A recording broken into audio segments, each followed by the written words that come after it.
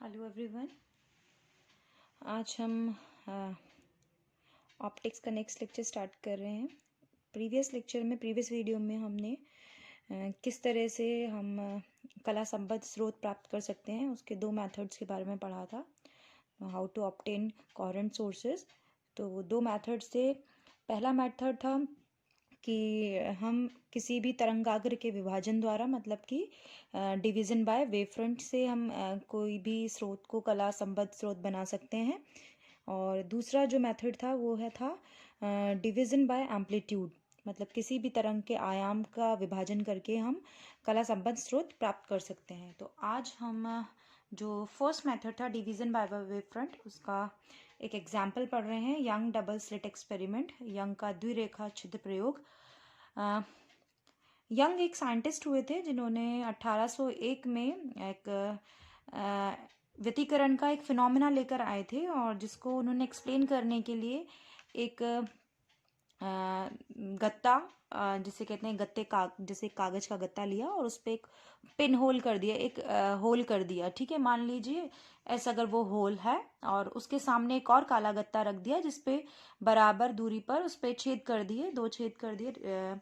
और जैसे ही उस पहले छिद्र से कोई प्रकाश, सूर्य का प्रकाश, शुरुआत में जब शुरुआत करी गई एक्सपेरिमेंट की, तो सूर्य का प्रकाश को लेकर सनलाइट को फॉल कराया गया इससे, और उसको सामने वाले गत्ते पे जब फॉल कराया गया तो उस गत्ते के सामने ही स्क्रीन रखा गया, और स्क्रीन पर देखा गया कि कुछ फ्रिंजेस बन रही हैं, जहाँ पे कुछ पे ब्राइट फ्रिंजेस और कहीं डार्क फ्रिंजेस बन रही हैं।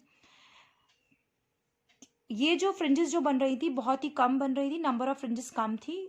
रीज़न क्या था कि एक तो प्रकाश का जो स्रोत था वो एक वर्णीय स्रोत नहीं था। तो बाद में इस यंग डबल स्लिट एक्सपेरिमेंट में कुछ चेंज करा गया, और उस चेंज में क्या किया गया कि जो प्रकाश का स्रोत था, उस सूर्य का प्रकाश है, उसे एक वर्णीय प्रकाश से बदला गया, मतलब मोनोक्रोमेटिक लाइट सोर्स यूज करी गई। और जहाँ वो गत्ते के छेद बनाए गए थे उनकी जगह पे नैरो स्लिट्स जो है वो यूज करी गई। ठीक है, नैरो स्लिट से मतलब कि जिनको हम कम या ज़्यादा कर पाए, और जो कि लाइन सोर्स नहीं थे, मतलब पिन होल होने के बजाय वो एक स्लिट थी, नैरो स्लिट थी, रेखा छिद्र थी। ठीक है, तो थॉमसन का जो एक्सपेरिमेंट था, थॉमस यंग इज जो साइंटिस्ट हुए, उन्होंने 1801 में डेमोन्स्ट्रेट किया phenomena of interference of light का। और first sunlight was first allowed to pass through a pinhole S and then through the two pinhole S1 and S2 placed at a considerable distance away from S। तो sunlight को fall कराया गया, और जो से थोड़ी ही दूरी पे जो है ना डिस्टेंस पर एक और गत्ता रखा गया था जिसपे दो होल बनाए गए थे, और S1 S2 उनको कंसिडरेबल डिस्टेंस से एस से दूरी पे रखा गया, और उसके आगे हमने स्क्रीन लगा दिया। ठीक है, जो finally the light was received on a screen. ठीक है, और जो लाइट स्क्रीन पे जो पड़ रही थी उस पर हमें फ्रिंजेस नजर आ रही थी। इन एक्सपेरिमेंट में जब थोड़ा सा चेंज किया गया कि नंबर ऑफ फ्रिंजेस भी ज़्यादा आए और इंटरफेरेंस पैटर्न भी सही दिखे, उसके लिए मोनोक्रोमेटिक लाइट का यूज़ किया गया। सो एज अ इम्प्रूवमेंट जो इस एक्सपेरिमेंट में किया गया कि एस को, सोर्स को एक मोनोक्रोमेटिक लाइट सोर्स से बदला गया। मोनोक्रोमेटिक सिंगल वेवलेंथ जिसकी होती है एक वर्णीय प्रकाश से, और जो पिन होल थे उनको स्लिट से रिप्लेस किया गया। ठीक है, स्लिट से रिप्लेस करने के बाद क्या हुआ कि ये जो एक्सपेरिमेंट है एक्चुअली बेसिस है कि इसमें जितना जो इंटरफेरेंस हो रहा है वो by division of wave front हो रहा है, और हम वेव फ्रंट वाली थ्योरी, जो वेव का कॉन्सेप्ट है, वो पढ़ चुके हैं। हाइगन्स का वेव जो थ्योरी पढ़ी थी हमने, कि जैसे ही एस पे प्रकाश आया और इस छिद्र से स्लिट से निकला, तो क्या हुआ, एक स्फेरिकल वेव फ्रंट जनरेट हो गया। ठीक है, जैसे ही, क्योंकि दोनों इक्वल डिस्टेंस पे स्लिट्स रखी हुई हैं S1 और S2, इस पे जैसे ही फॉल होगा तो दोनों से जब निकलेगा, क्योंकि दोनों एक तरीके से क्या होगी, कोहेरेंट सोर्स की तरह बिहेव करेंगी, दोनों पे सेम कला में पहुंचेगा, सेम फेज में पहुंचेगा, और दोनों जब यहाँ से निकलेंगी तो क्या होगा, हमने वेव थ्योरी में पढ़ा था कि हर एक पार्ट जो है, पॉइंट जो है वो सेकेंडरी वेवलेट की तरह बिहेव करता है, मतलब कि द्वितीयक जो तरंगिका है उनकी तरह बिहेव करता है और फिर उनसे आगे वेव जनरेट होती है। तो ये आगे क्या होगा, S1 और S2 से जैसी पास होगी तो जो स्क्रीन का वो रीजन जिसमें दोनों S1 और S2 से जो निकलती हुई तरंगे हैं वो आपस में सुपर इम्पोज कर रही हैं। तो कुछ तरंगे तो इस तरह की होंगी जिनका जहाँ पे मैक्सिमम इंटेंसिटी मिल रही होगी, मतलब कि जैसे वेव का किसी का श्रंख श्रंख पे, क्रस्ट क्रस्ट पे आ रहा होगा और ट्रफ ट्रफ पे आ रहा होगा या गर्त गर्त पे आ रहा होगा। तो ऐसी कंडीशन में क्या होगा, मैक्सिमम इंटेंसिटी होगी और ब्राइट फ्रिंजेस मिलेंगी। ठीक है, इसी तरह कुछ पॉइंट्स पे कुछ वेव्स इस तरह से मिल रही होंगी जिनका किसी का एक का श्रंख दूसरे के गर्त पे आ रहा होगा या पहली का गर्त दूसरे के श्रंख पे आ रहा होगा। तो ऐसे में क्या होगा, उनकी जो इंटेंसिटी है वो मिनिमम होगी और उस पॉइंट पे हमें क्या मिलेंगी, डार्क फ्रिंजेस मिलेंगी। तो अगर इन पॉइंट्स को कंसीडर किया जाए कि मान लीजिए एक एस सोर्स है और दो स्लिट्स लगी हुई हैं S1 और S2, और यहाँ जो पॉइंट ए जो है क्योंकि वो इक्वल डिस्टेंस पर है, सेंटर पॉइंट जो है वो इक्वल डिस्टेंस पर है S2 से भी और S1 से भी, तो जो पार्ट डिफरेंस होगा S1A और S2A माइनस S1A जो पार्ट डिफरेंस है वो सेम इक्वल पार्ट ट्रेवल करेगा। ठीक है, इसका मतलब जो इंटेंसिटी है यहाँ पर वो क्या आनी चाहिए, मैक्सिमम आनी चाहिए। ठीक है, श्रंख श्रंख पे होगा और गर्त गर्त पर होगा। ठीक है, ऐसे धीरे धीरे क्या होगा, जैसे जैसे हर एक पोजीशन पे हर अल्टरनेट फ्रिंजेस हमें मिलती जाएंगी, जैसा कि हम इंटरफ्रेंस में पढ़ चुके हैं। और यही एक्सपेरिमेंट से जो फ्रिंजेस में जो फ्रिंज विड्थ या दो फ्रिंजों के बीच की जो चौड़ाई है वो उतने जो हम कैलकुलेट कर चुके हैं उतने उसी हिसाब से आएगी। ठीक है, तो ये हुआ आपका यंग्स का डबल स्लिट एक्सपेरिमेंट जो कि वेव थ्योरी पे डिपेंडेंट है और जो कि एक एग्जाम्पल है कैसे हम कोई भी स्रोत को कला संबद्ध स्रोत बनाते हैं by using method of wave front को डिवाइड करते हुए ना, वेव फ्रंट के डिपेंडेंट पे। ठीक है, नाउ जो नेक्स्ट एग्जाम्पल है वो है फ्रेनेल बाइप्रिज्म, फ्रेनेल का द्विप्रिज्म, जो कि अगेन एक एग्जाम्पल है wave front division by wave front का। ठीक है, तो फ्रेनेल ने क्या किया, एक बाइप्रिज्म प्रयोग में लाए, द्विप्रिज्म, जो कि एक ऐसा डिवाइस या ऐसा एक उपकरण बनाया गया कि जिससे कि दो प्रिज्म को जोड़ दिया गया है। बाइप्रिज्म का मतलब दो प्रिज्म।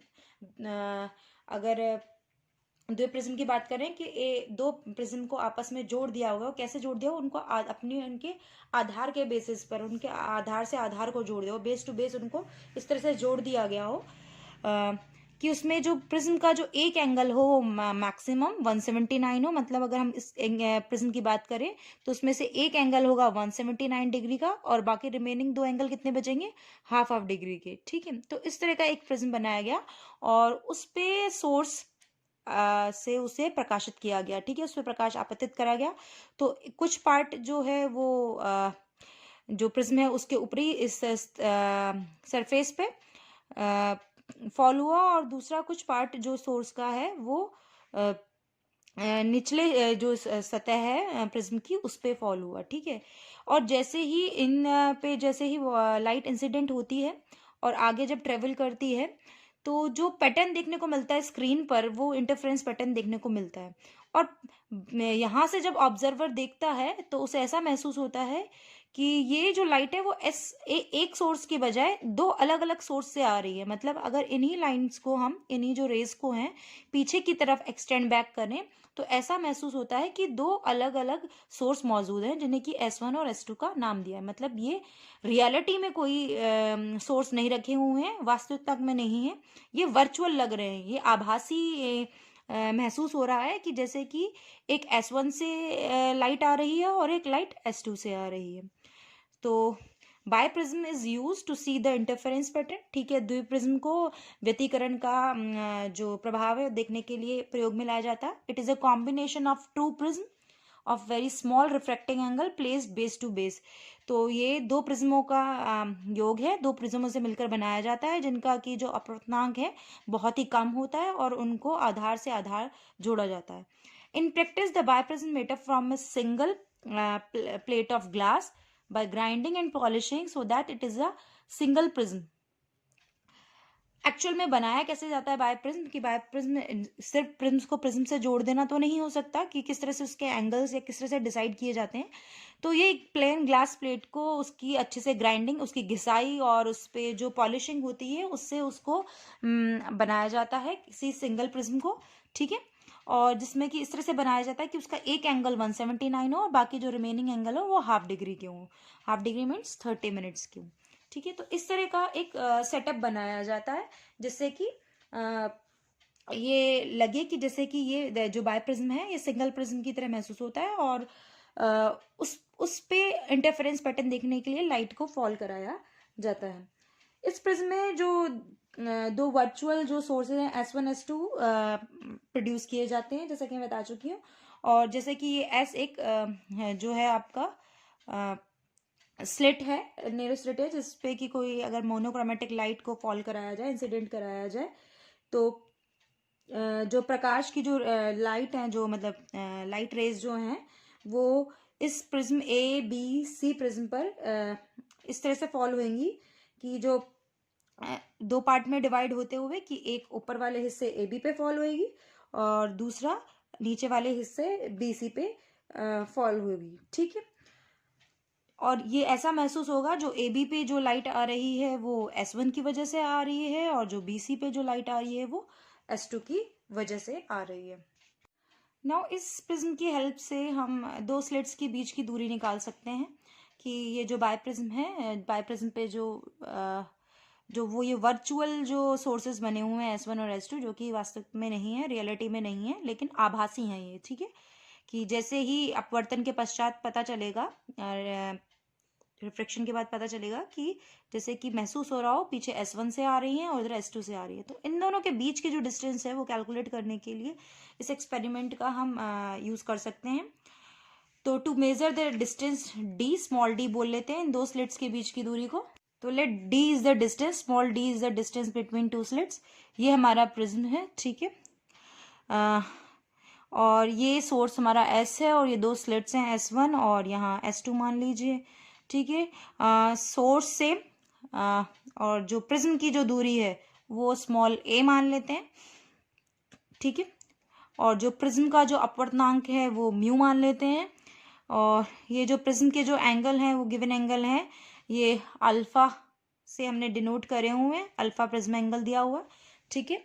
और ये जो है एंगल ऑफ डिविएशन दिया हुआ है, जो डेल जो है एंगल ऑफ डिविएशन है, विचलन का कोण, ठीक है। तो रिफ्रैक्टिव इंडेक्स अपवर्तनांक क्या होता है किसी भी प्रिज्म का, mu is equal to sine alpha plus del by 2, मतलब sine angle of prism plus angle of deviation by 2, ये फॉर्मूला गिवन होता है over sine alpha by 2, sine alpha by 2 या कुछ बुक्स में लिखा होता है साइन A बाय 2, मतलब एंगल ऑफ प्रिज्म, ठीक है। अगर मान लीजिए जो ये जो कोण है अल्फा जो है, if alpha is very very small, तो sine alpha plus lambda by 2 को कह सकते हैं कि nearly alpha plus lambda by 2 होगा। इसी तरह साइन अल्फा बाय 2 जो है वो अगर साइन अल्फा की वैल्यू बहुत कम है तो alpha by 2 nearly alpha by 2 के इक्वल होगा। सो इससे हमारा म्यू क्या हो जाएगा, साइन हट जाएगा तो alpha plus del by 2 over alpha by 2, और ये हमारा आ जाएगा mu is equal to alpha plus del over alpha. यहाँ से हम लिख सकते हैं mu alpha is equal to alpha plus del, और डेल इज इक्वल टू आ गया mu minus 1 into alpha. Now in triangle S1 SB की बात करें कि जो सोर्स, जो आभासी सोर्स पहला स्रोत है S1 और जो हमारा रियल सोर्स है S, और प्रिज्म का जो वो मिड पॉइंट है B, अगर इस ट्राइंगल में अगर हम चलें, अगर हम इस ट्राइंगल को देखें S1 SB, मतलब ये प्रिज्म इस तरह से देखिए कि ये प्रिज्म का ये जो पॉइंट है वो ऊपर खड़ा पॉइंट है, ठीक है, और ये एंगल बन रहा है, ठीक है। और तो ये जो ट्राइंगल बनेगा इसमें अगर हम 10 डेल्टा निकालें तो कितना हो जाएगा 10 डेल्टा, 10 डेल्टा मतलब P upon B, perpendicular upon base, लंब बटे आधार, तो यहाँ हो जाएगा S1S, ठीक है, लंब बटे आधार S1S ओवर आधार क्या हो जाएगा इसका, ये SB, ठीक है। So in triangle S1S over SB is equal to 10 delta, और जो S1S क्या है, क्योंकि S1 और ये S है आपका और ये S2 है, ये पूरी डिस्टेंस D है, तो इस दोनों के बीच की दूरी, क्योंकि सोर्स से दोनों की जो आभासी दूरी है वो लगभग बराबर है, तो ये कितना हो जाएगा, d/2। तो S1s कितना हो जाएगा, d/2 ओवर SB। सोर्स से प्रिज्म की दूरी a है, ये a हो जाएगी, तो d/2 is equal to a tan delta. और for small delta, tan delta कितना हो जाएगा, डेल से लिख सकते हैं इसे, और डेल की वैल्यू स्मॉल है तो d/2 is equal to a delta. और डेल्टा हम यहाँ कैलकुलेट कर चुके थे, μ-1 इंटू अल्फा। यहाँ से वैल्यू रखेंगे तो d in terms of a, d/2 is equal to a μ-1 alpha आ जाएगा। अगर मान लीजिए b is the distance between biprism and screen, जो सोर्स है उससे जो स्क्रीन जो प्रिज्म है उसकी दूरी a है, और अगर मान लीजिए प्रिज्म से और स्क्रीन के बीच की दूरी b हो जाए तो टोटल डिस्टेंस कितनी हो जाएगी, a प्लस b। तो if b is the distance between biprism and screen, then total distance from source and screen will be d is equal to a plus b। and fringe width beta is given as, beta हम पहले calculate कर चुके हैं, beta formula calculate करके दिखा चुके हैं, beta is equal to lambda d over small d होता है। और यहाँ पर हम कैपिटल D की वैल्यू रख सकते हैं, और यहाँ स्मॉल d की वैल्यू हम रख सकते हैं। स्मॉल d हमने यहाँ से कैलकुलेट कर चुके हैं, और capital D is a plus b। तो उससे हमारे को जो लैम्डा है इन टर्म्स ऑफ जो डिस्टेंस है वो कैलकुलेट हो जाएगा। नाउ बाइप्रिज्म का ही एक एग्जांपल अगर हम देखें कि किस तरह से हम किसी फिल्म की थिकनेस निकाल सकते हैं यूजिंग बाइप्रिज्म। ठीक है, जो बाइप्रिज्म में हम क्या कर रहे हैं, इंटरफेरेंस पैटर्न जो देख रहे हैं स्क्रीन पे, मान लीजिए उसमें हम सेंटर पे जो फ्रिंज जो बनती है, जो कि हमेशा चमकीली बनती है, मान लीजिए वो P0 पे कोई इंटरफेरेंस से ब्राइट फ्रिंज बन रही है। अगर मान लीजिए दो जो स्लिट हैं उनमें से किसी एक के रास्ते में कोई टी मोटाई की कोई फिल्म रख दें, मान लीजिए कोई टी थिकनेस की कोई फिल्म है, ठीक है, थिन फिल्म है, अगर उसको रख दें तो ऑब्वियस है पार्ट डिफरेंस चेंज होगा। उस चेंज आने से क्या होगा, ये जो सेंटर जो इमेज है वो कुछ खिसक जाएगी, ठीक है, शिफ्ट हो जाएगी। तो ये शिफ्ट मान लीजिए P0 से P1 पे शिफ्ट हो रही है, x कर कर चेंज हो रही है। तो टोटल पार्ट डिफरेंस क्या आएगा इसमें, तो part difference due to the thin film of thickness T, S2P minus जो S1P है वो क्या हो जाएगा, μT माइनस T, या T इंटू μ-1। क्योंकि जब माध्यम में कोई टी दूरी से अगर कोई ट्रेवल होता है तो वो एयर में जो वायु में होता है वो μT के इक्वल होता है, because distance T in a medium is equal to μT in air. ठीक है, कोई भी अगर टी थिकनेस की अगर कोई मीडियम में है तो अगर उसको एयर में बात करेंगे तो इतना म्यूटी मतलब रिफ्रैक्टिव इंडेक्स से मल्टीप्लाई कर कर इतना एयर में होगा।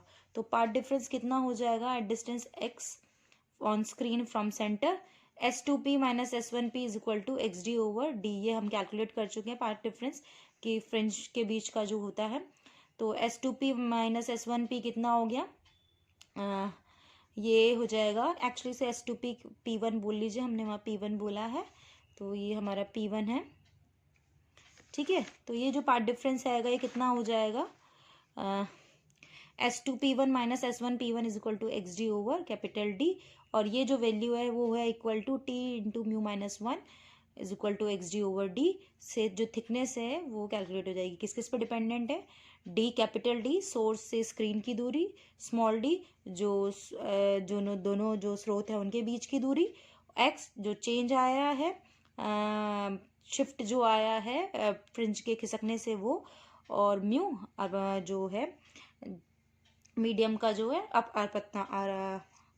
Refractive index. ठीक है, तो अब ये इतनी थिकनेस कैलकुलेट हो जाएगी। अगर सेंट्रल फ्रिंज जो डिस्प्लेस्ड हुई है वो nth ब्राइट फ्रिंज है, अगर सेंट्रल फ्रिंज जो केस हो सकता है एक ऐसा कि if central bright fringe is displaced to nth bright fringe, तो वो कितना हो जाएगा, कंस्ट्रक्टिव इंटरफेरेंस होगा। तो T is μ-1 is equal to n lambda, और T is equal to n lambda minus n lambda over μ-1 in case कि जब सेंट्रल ब्राइट फ्रिंज डिस्प्लेस होती है ब्राइट फ्रिंज से। ठीक है, इतना खिसकती है कि ब्राइट फ्रिंज पर ही पहुंचती है, ठीक है। और केस सेकंड क्या हो सकता है, if central bright fringe is displaced to nth with dark fringe. अगर सेंट्रल ब्राइट फ्रिंज जो टी थिकनेस की फिल्म रखने से जो इमेज जो है वो ब्राइट फ्रिंज डार्क फ्रिंज से रिप्लेस होती है, मतलब इतना खिसकती है कि डार्क फ्रिंज पे पहुंच जाती है, तो कंस्ट्रक्टिव डिस्ट्रक्टिव इंटरफेरेंस होगा और उस वक्त जो वैल्यू आएगी वो थिकनेस की वो इस तरह की वैल्यू आएगी। तो ये जो है दोनों केस आपके ये फ्रेनेल बाइप्रिज्म और यंग डबल स्लिट एक्सपेरिमेंट दोनों ही आपके डिवीजन बाय वेवफ्रंट का एग्जाम्पल है, जिससे कि कला संबद्ध स्रोत किस तरह से तंगाग्र का विभाजन करके प्राप्त करी जा सकती हैं। नेक्स्ट लेक्चर में हम आयाम का विभाजन कर किस तरह से कोहेरेंट सोर्स प्राप्त करी जा सकती हैं या कला संबद्ध स्रोत प्राप्त करी जा सकती हैं उसके बारे में पढ़ेंगे। अभी के लिए थैंक यू।